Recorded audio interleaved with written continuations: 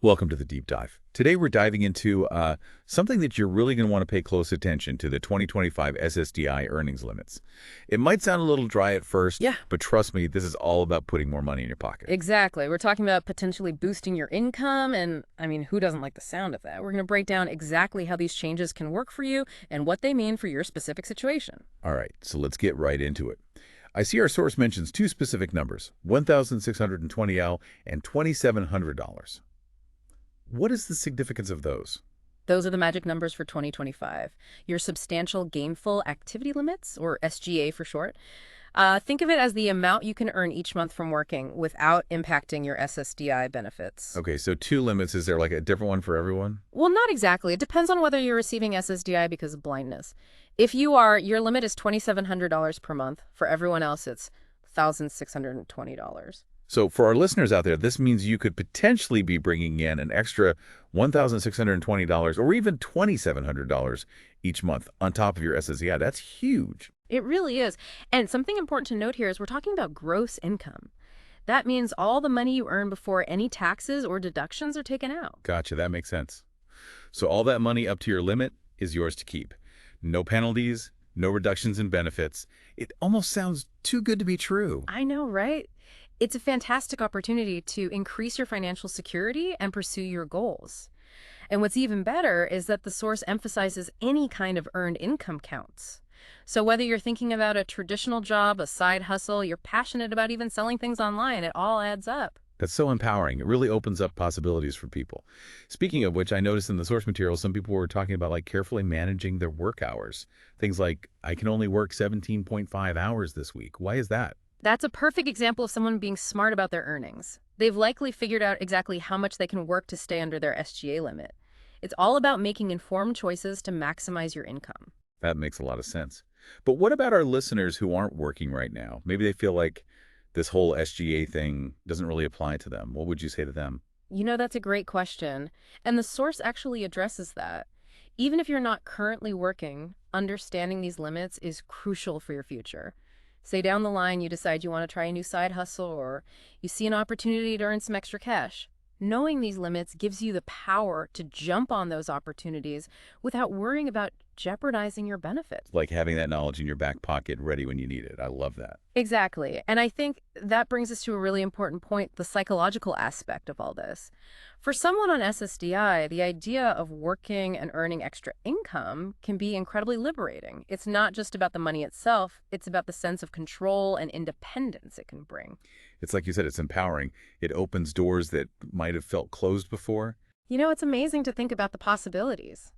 Imagine you're someone who loves to create. Maybe you make beautiful handmade jewelry. Knowing your SGA limit, you can confidently start selling your pieces online. So you can turn your passion into a source of income. It's almost like getting paid to do what you love. What's not to love about that? Exactly. And there are so many success stories out there. Think about someone with tech skills. They could easily find freelance work as a web developer or a graphic designer, all while staying within their SGA limit. And with so many companies embracing remote work these days, that opens up even more doors for people. You can literally work from anywhere. It's true. And let's not forget about the trial work period. This is a fantastic feature of the SSDI program that allows you to test the waters, so to speak.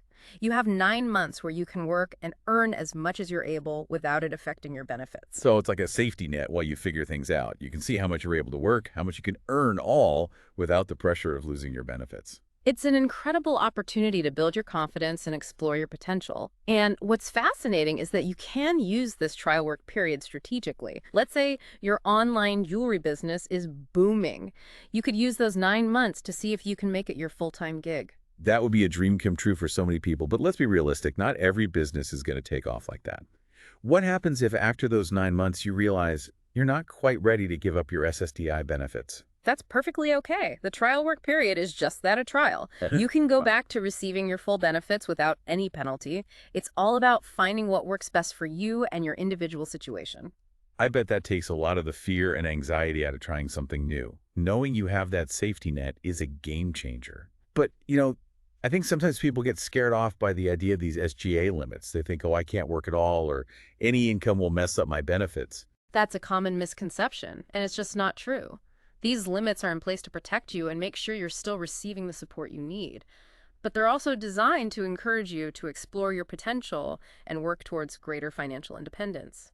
It's about finding that balance, right, between getting the support you need and also pursuing your goals. Exactly. And speaking of finding balance, there's another amazing resource we should talk about, the Plan to Achieve Self-Support, or PASS, as it's more commonly known. Okay, pass. That sounds interesting. Tell me more. Imagine you're that tech-savvy person we talked about earlier working from home as a freelance web developer. You need some specialized software to do your job, but it's expensive. Oof. Yeah, software can definitely be a big investment. That's where PASS comes in. This program allows you to set aside money specifically for work-related expenses, and the best part, that money doesn't count towards your SGA limit. Well, seriously. So you could be saving up for that software, that new computer, or even adaptive equipment for your home office, and it wouldn't affect your benefits. That's incredible. It really is. PASS is all about giving you the tools and resources you need to succeed. It's like a personalized support system to help you reach your goals. This is all so inspiring.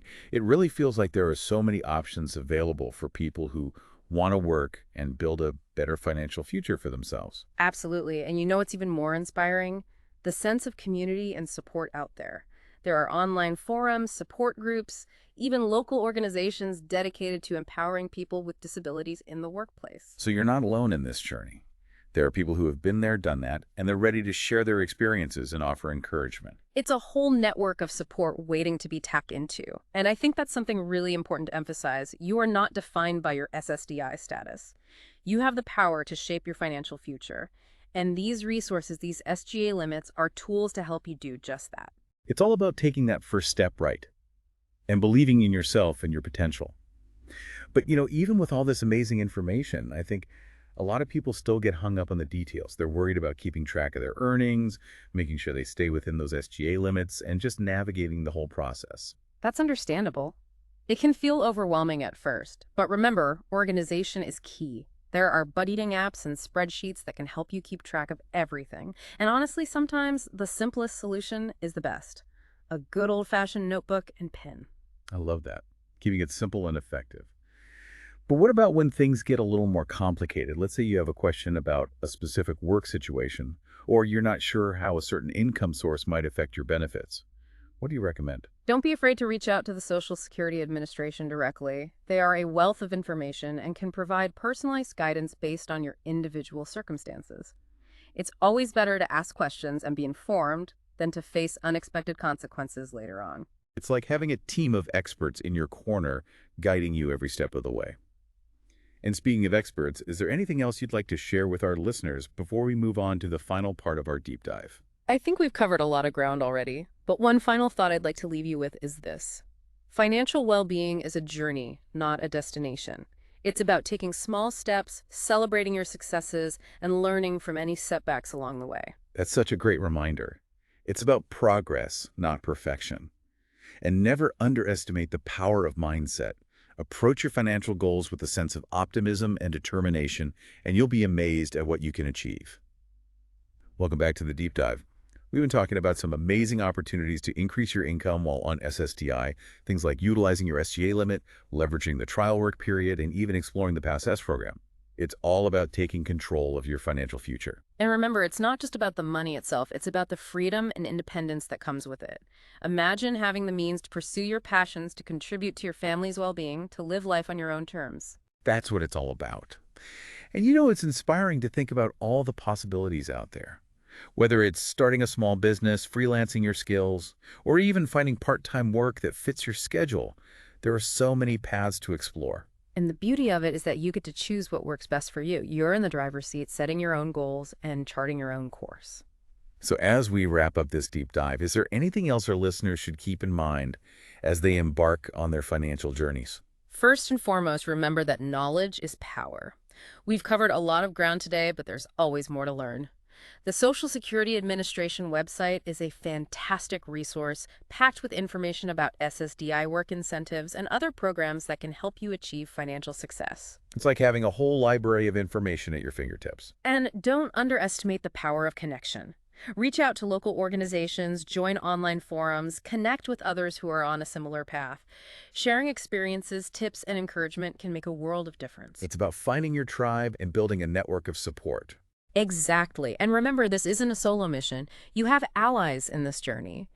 The Social Security Administration is there to support you, to answer your questions, and to help you navigate any challenges that may arise. They're your partners in success. Precisely. So embrace this opportunity with a positive mindset. Believe in your ability to achieve your goals, and remember you are capable of amazing things. That's such a powerful message, and I think it's the perfect note to end on. Dear listener, we hope this deep dive has empowered you with the knowledge and inspiration to take charge of your financial well-being. Remember, the journey starts with a single step. What will yours be? Until next time, keep diving deep and keep striving for financial success.